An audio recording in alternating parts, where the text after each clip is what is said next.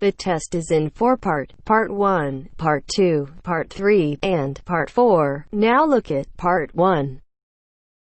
Part 1. You will hear a conversation between two students about buying a used car. First, you have some time to look at questions 1 to 6.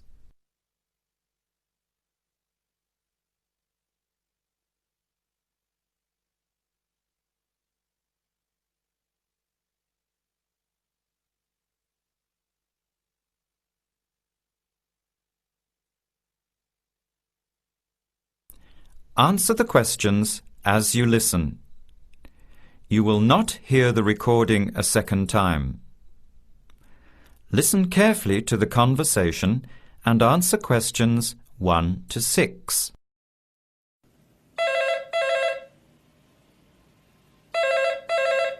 Hello, Hello. Can I speak to Eleanor, please? this is Eleanor speaking. Hi. My name is Jan. I'm calling about the car that was advertised on the notice board in the Student Union building. Is it still for sale? Yes, it is. Your ad says it's a 1985 Celica, in good condition. It's old, but it has been well looked after.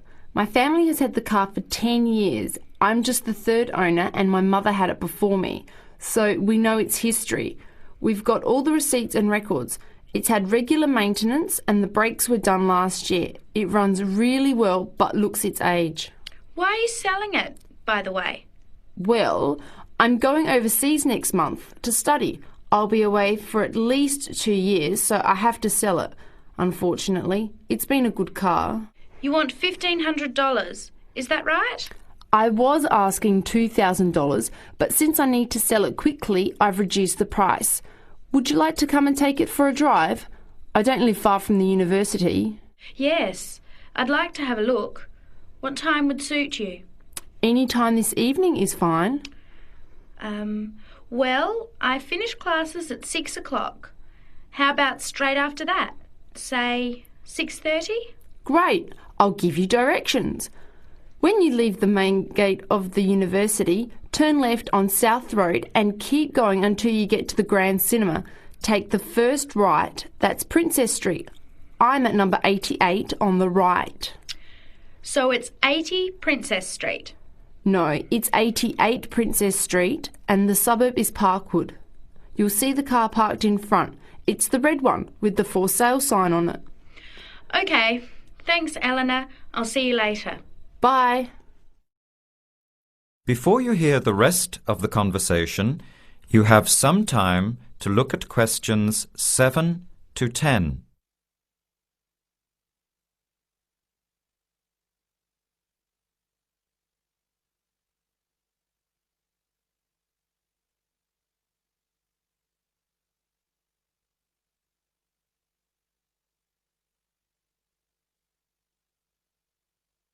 Later that day, at the university, Jan meets up with her friend Sam and tells him about the car.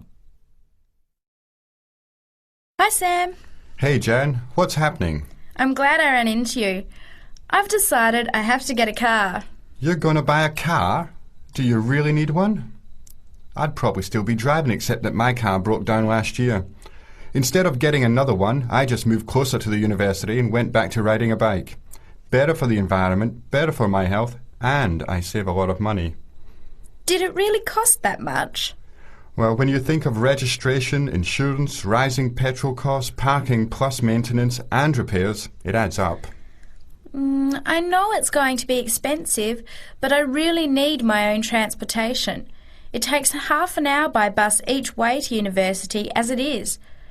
But now I'm working at night in the city. There's no way I want to hang around waiting for a bus late at night, then walk 3 blocks home alone. Hey, I think you've got a point there. So what kind of car are you looking at? It's an 85 Celica, same kind as I used to have. The owner's asking $1,500. That's pretty old. How many kilometres has it done? You know, I forgot to ask. I'll have to check tonight when I go to see it. Would you be able to come with me to have a look? At about 6:30? Sure, I'll come, but I don't know a lot about cars. I do know one thing, though. I wouldn't buy an old car without having a mechanic look at it first. That's a good idea. But won't it cost a lot? Not really. You can get a check done through the Automobile Association for $80, and it comes with a report on the condition of the car. It can save you a lot of money in the long run. I'll keep that in mind. So we have to get to Parkwood at 6:30. Do you want to take the bus?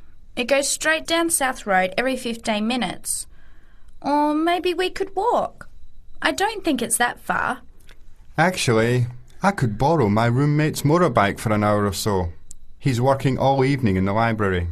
Do you think he'd mind? No way. He owes me a favour or two. OK, great. See you at 6, outside the student centre. That is the end of part 1. You now have half a minute to check your answers.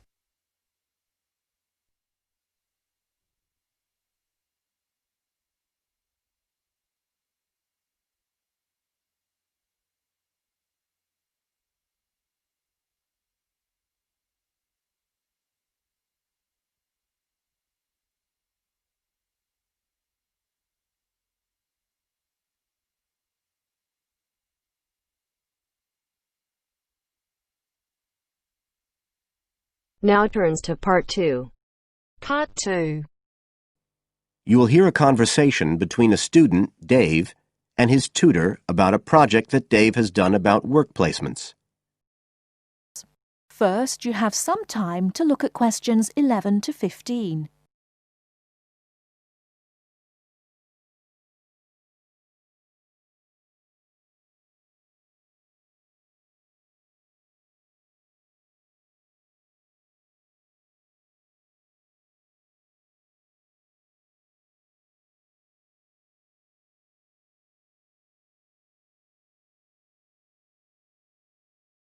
Now, listen carefully and answer questions 11 to 15.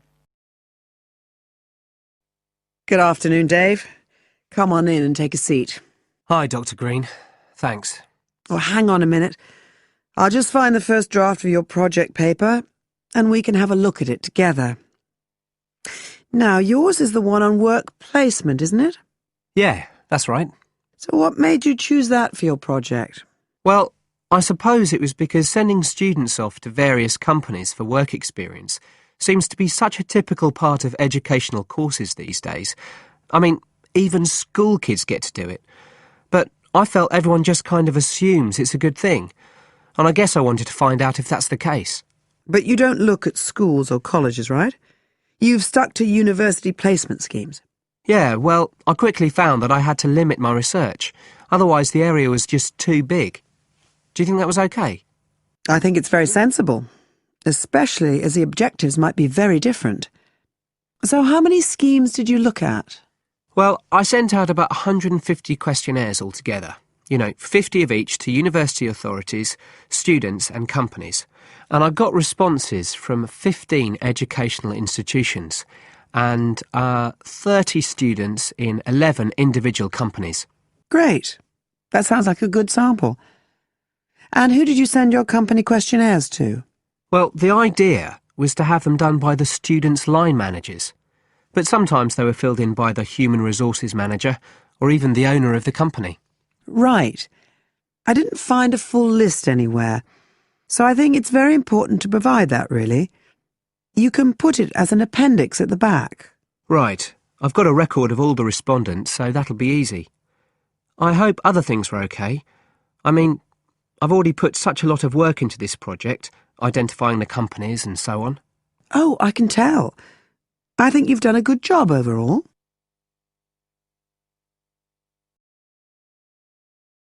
Before you hear the rest of the talk, you have some time to look at questions 16 to 20.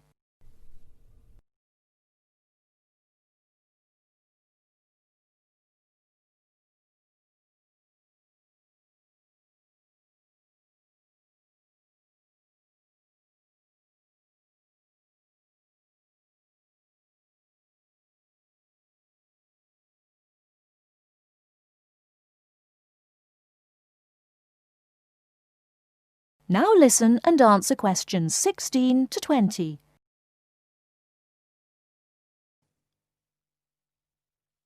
I thought your questionnaires were excellent, and you'd obviously done lots of background reading, but there were a few problems with the introduction. First of all, I think you need to make some slight changes to the organisation of your information there. At present, it's a bit confused. OK. What did you have in mind? Well, you write quite a bit about work placement in general, but you never explain what you mean by the term. So you think I should give a definition? Exactly. And the introduction is the place to do it. And then, look, you start talking about what's been written on the topic, but it's all a bit mixed up with your own project.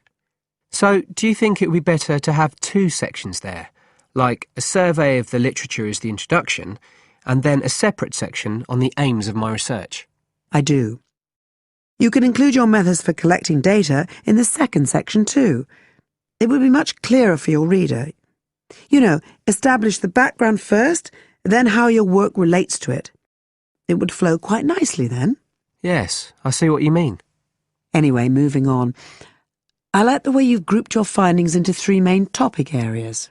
Well, it became very obvious from the questionnaires that the preparation stage was really important for the whole scheme to work, so I had to look at that first. And I found a huge variation between the different institutions, as you saw. I was wondering if you could give a summary at the end of this stage of what you consider to be the best practice you found. I think that would be very helpful. Right, I'll just make a note of that. What did you think of my second set of findings, on key skills development? For me, this is the core of my whole project, really. And you've handled it very well. I wouldn't want you to make any changes. You've already got a nice final focus on good practice there. Thanks. Right. Now, I think the last part, which deals with the reasons why students don't learn... What, the constraints on learning chapter? Yes, that's the one. I think you need to refer to the evidence from your research a bit more closely here. You know, maybe you could illustrate it with quotations from the questionnaires, or even use any extracts from a student diary if you can, and refer back to what you've written about good practice. That is the end of part 2. You now have half a minute to check your answers.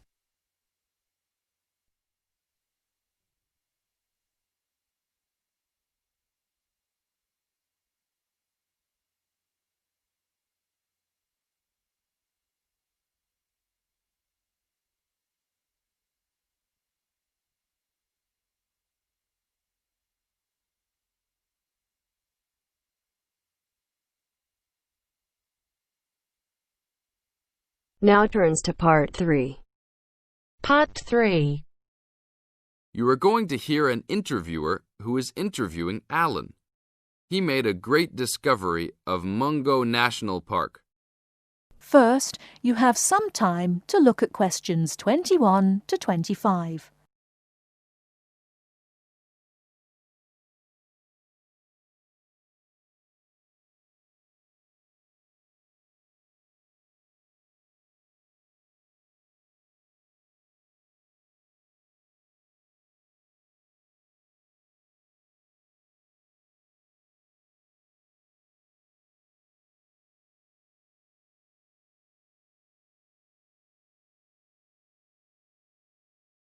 Now listen carefully and answer questions 21 to 25. An event occurred in 1996 over a period of 3 days that attracted considerable attention at the time and led to a new find in Mungo National Park, which is the focal point of the Willandra Lakes World Heritage Area in New South Wales, Australia. I talked to Alan Moore, the organizer of this trip, about his experience. Alan, what was the purpose of your trip? Well, as you know, I love the outback and lead tours of people wanting to go into more remote parts of the country. However, I thought it was time for me too to have a holiday. So I packed up my family and we went to Mungo National Park. Why did you choose this location? It holds a record of Aboriginal life stretching back over 40,000 years. And of course, I wanted my young kids to be amazed by the main feature of the park, the remarkable Walls of China, as they're called, where wind and water erosion have exposed this long history. I see. What was the weather like? It was unusual for that time of year. The rain was just one continual downpour after another. We were always soaked to the skin. So we decided to cut our holiday short and only stayed 3 days in the end. However, it was eventful. The obvious problem was to get back to the nearest town, a small place called Buranga. But the dirt roads out there are always impassable after rain, so we settled down for a long, wet wait in the park. We didn't really mind because the scenery was so interesting. However, the kids wandered away without our noticing, and eventually we realized they must be lost. So we used our two-way radio to contact the park rangers and the police, and a helicopter was sent. Luckily, the kids were found within a few hours, but they'd made an important discovery.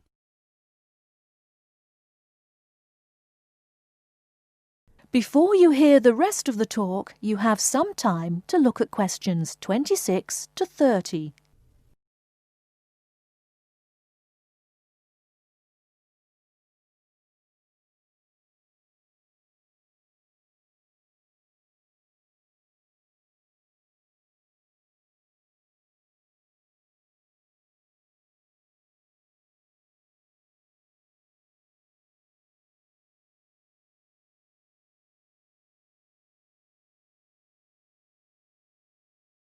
Now listen and answer questions 26 to 30. So, the trip was also eventful for another reason, wasn't it? Yes. They led us to some ancient Aboriginal art. The kids had taken shelter in a very small, low cave that was difficult to see from the outside. We were lucky to have another family camping in our location. When they heard us calling the kids, they immediately helped us search for them, and as the hours went by, they also provided us with much-needed support and encouragement. We really appreciated their help, and as we were already soaked through after looking for the kids for a couple of hours, they even made sure we had enough dry clothes to wear. The park ranger managed to get through to us to lead the search, and when the helicopter pilot notified us by two-way radio that he'd seen the children but was unable to land nearby, we were able to eventually find them very excited about what was in their little cave. And what did you think of their cave? Well, after squeezing in, I must say I was impressed, and managed to take a few photos of it before we left. There were many faint markings and dots on the wall. It was difficult to tell what they represented because they were so small, but people from the museum who have since visited there said the markings were similar to some other findings in the area, and later confirmed they were very old.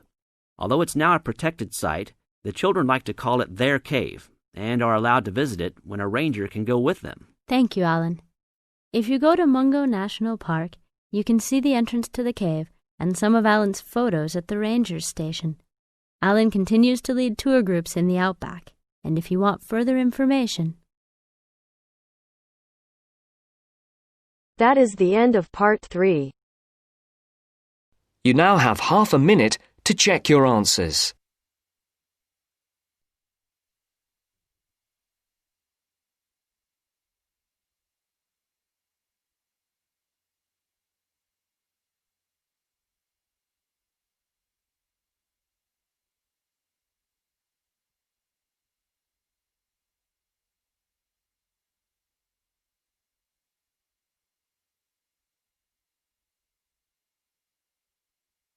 Now turns to part 4. Part 4. You will hear a talk on the topic of time perspectives. First, you have some time to look at questions 31 to 40.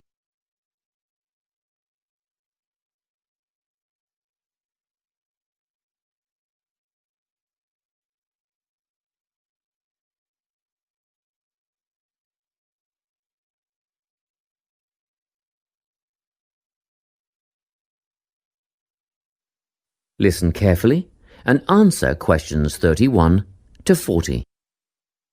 Today, I'm going to be talking about time. Specifically, I'll be looking at how people think about time and how these time perspectives structure our lives. According to social psychologists, there are 6 ways of thinking about time, which are called personal time zones.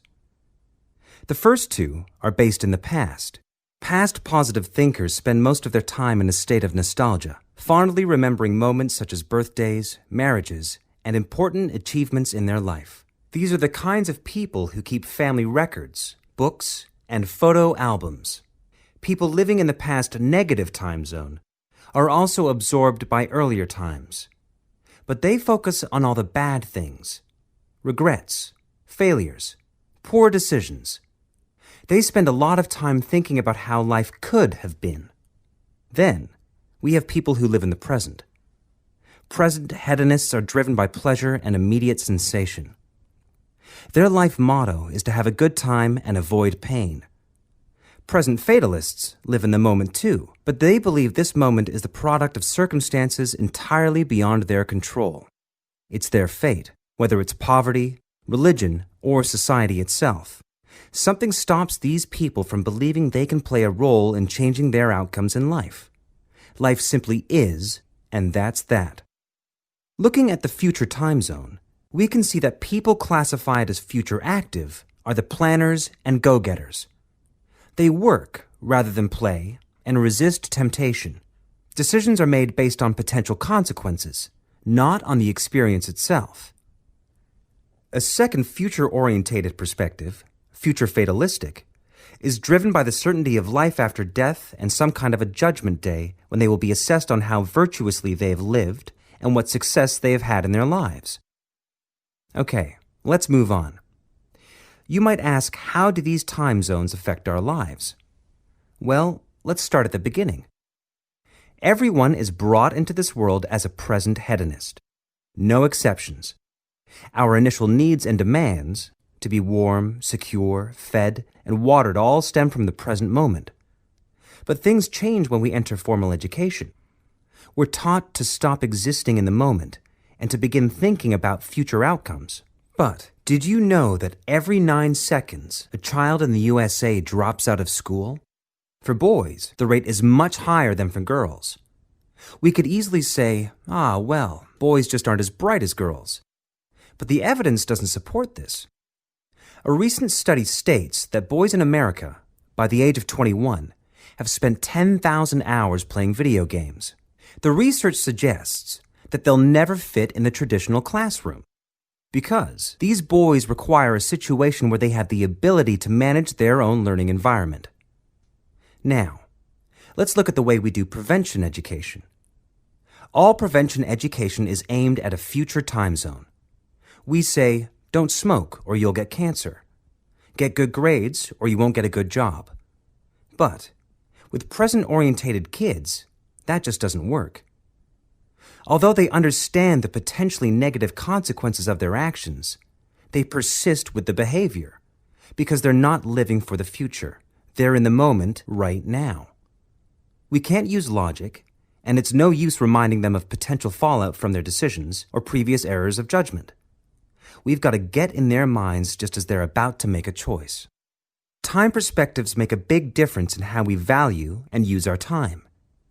When Americans are asked how busy they are, the vast majority report being busier than ever before. They admit to sacrificing their relationships, personal time, and a good night's sleep for their success. 20 years ago, 60% of Americans had sit-down dinners with their families, and now only 20% do. But when they're asked what they would do with an 8-day week, they say, that'd be great. They would spend that time laboring away to achieve more. They're constantly trying to get ahead, to get toward a future point of happiness. So, it's really important to be aware of how other people think about time. We tend to think, that person's really irresponsible, or that guy's power hungry. But often, what we're looking at is not fundamental differences of personality, but really just different ways of thinking about time. Seeing these conflicts as differences in time perspective, rather than distinctions of character, can facilitate more effective cooperation between people and get the most out of each person's individual strengths. That is the end of part 4. You now have half a minute to check your answers.